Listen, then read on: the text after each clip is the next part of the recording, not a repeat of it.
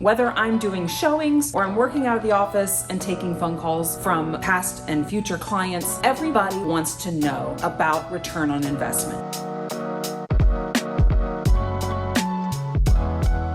The little things and the big things that you can do to your home, and what will that return on the investment of your purchase of your home. If you really like information like this, make sure that you subscribe to our channel to make sure that you're getting all the up-to-date information as soon as it comes out. First and foremost, everybody's probably heard that kitchens sell houses. And for the most part, that's kind of true. We go into houses every single day, and the kitchen can be the deciding factor for whether the buyer is interested in making an offer on that home. So I've seen it play out time and time again. Kitchens and their sister bathrooms are the biggest return on investment in a lot of places. If you do a minor kitchen remodel and spend a little bit of money, keep your costs low and do sort of a facelift remodel, you could return maybe up to 70% of your investment in the value of that. Maybe you change the counters, paint the cabinetry, change appliances. Those are little things that you can do to your kitchen that can have a big return on investment. Now you can also do a full upscale gut and a full kitchen remodel with high-end finishes. And that's still gonna have a good return for you, but probably more like 50 to 60% just because the expense is so high when you start to gut things, put in all new cabinetry and that sort of thing. If you own a house that's valued at roughly $200,000 and you want to spend $10,000 investing into your kitchen, it can do a lot. And I think based on these numbers, you could expect that then after you do that work, your house might be worth $207,000, for example. It's the same when it comes to adding a bathroom. So if you're able to add another bathroom to your house, that also can have 50 to 70% return on investment, particularly if you don't have more than one already. There are some things that we all have to do to our homes that really don't return at all on our investment. Those are things like putting in a new furnace or an HVAC system, a water heater, putting on a new roof, replacing the windows. These are big ticket expenses, and it's an investment to keep your house in good working order. And as long as your house is in good working order, you can always expect the good value return on your neighborhood. So you want to keep your house in good shape. It pays itself in dividends by having no roof leaks and a functioning heater or AC that keeps you from growing mold in your house. Just don't expect that just because you put in a $10,000 furnace, your house is worth $10,000 more. It doesn't work that way. If I have buyers looking at two homes in the same neighborhood, for example, and you've got a brand new roof, all things being similar, they might choose your house. It might make yours the more attractive choice in a market of comparable homes. But again, they aren't necessarily going to turn around and pay more for that house just because it has the new roof. One of my favorite things to do in a home to return a high investment and keep your costs as low as possible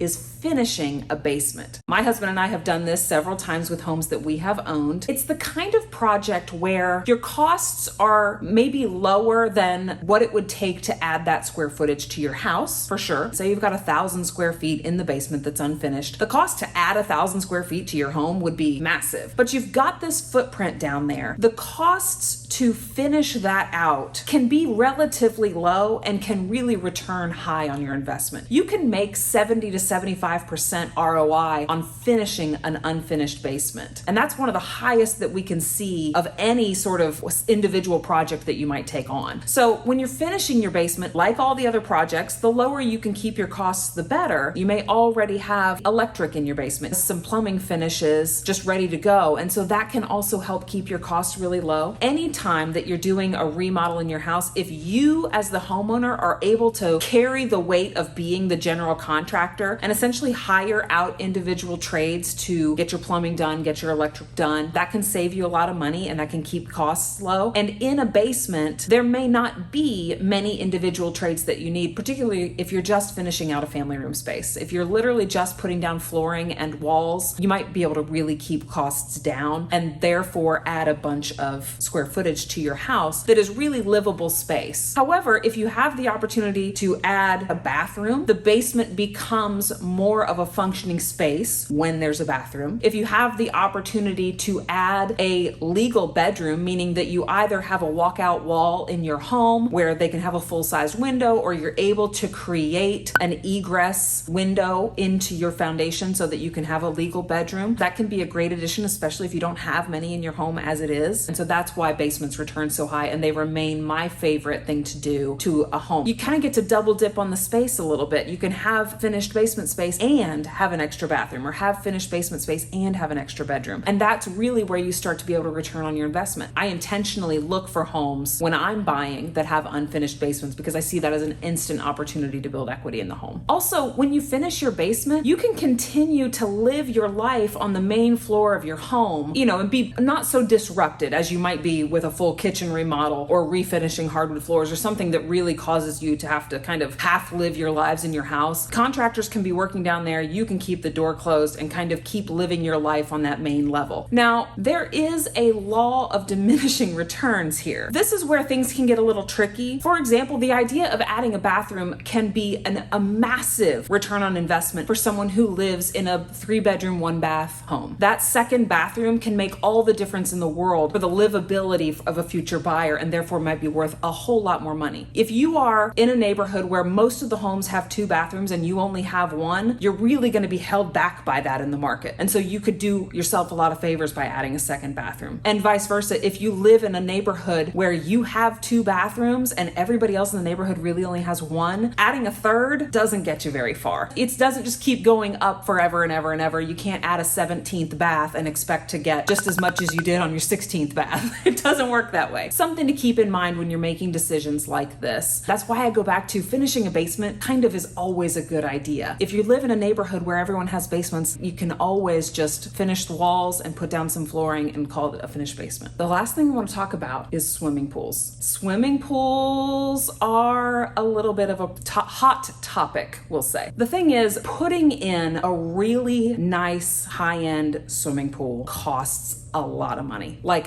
in excess of $100,000, a lot of money. By the time you dig the hole, put in the pool, put the concrete around it, put a fence around it, and you landscape, putting in a pool is very expensive. And therefore, it just is so difficult to get any of that back. I think the best that you could hope for with a beautiful pool addition to your home is that you might get 20 to 25% of that back. 2 houses in the same neighborhood that are very similar. One has a pool, one does not. Again, you might be able to get $20,000 to $25,000 more than your neighbor, but you're not going to get that $100,000 investment back. You put in a beautiful pool because it returns on the investment in your family. You are investing in your enjoyment of that space, and there's absolutely nothing wrong with that. It's a wonderful addition for the right home, for the right family that's looking to have a pool, but you just can't expect that that's going to all come back to you then when you go and sell the house, because there are a lot of buyers who don't want a pool at all, and therefore they're kind of like not interested. It just doesn't add the way that you would hope that it would. Pools that aren't beautifully done, that aren't in ground, that don't have all of this beautiful concrete around them, those pools can actually hurt your ROI. They can actually be a negative ROI for your property. For a lot of folks, that's an eyesore or something that they're going to have to deal with, or something that they're going to have to take out, and they see it as a negative, and therefore will choose the neighbor's house specifically because it has no pool that they have to then go and remove. So pools that are in disrepair, liners that need to be replaced, pumps that don't work, above ground pools end up being a negative ROI on your home. Again, it doesn't mean you shouldn't have one. You absolutely should if that's where you're looking to spend your time and invest in your family all day long. Just know that pools, everybody, has a different opinion about whether they want one or whether they don't, and therefore they really don't have a whole lot of value in the real estate market. For your individual circumstances, I am more than happy anytime for you to reach out to me and ask for my opinion on your house in your neighborhood. The Symphony Group, my team and I would love to be your real estate partner of choice. Reach out to us at symphonyrealtygroup@gmail.com.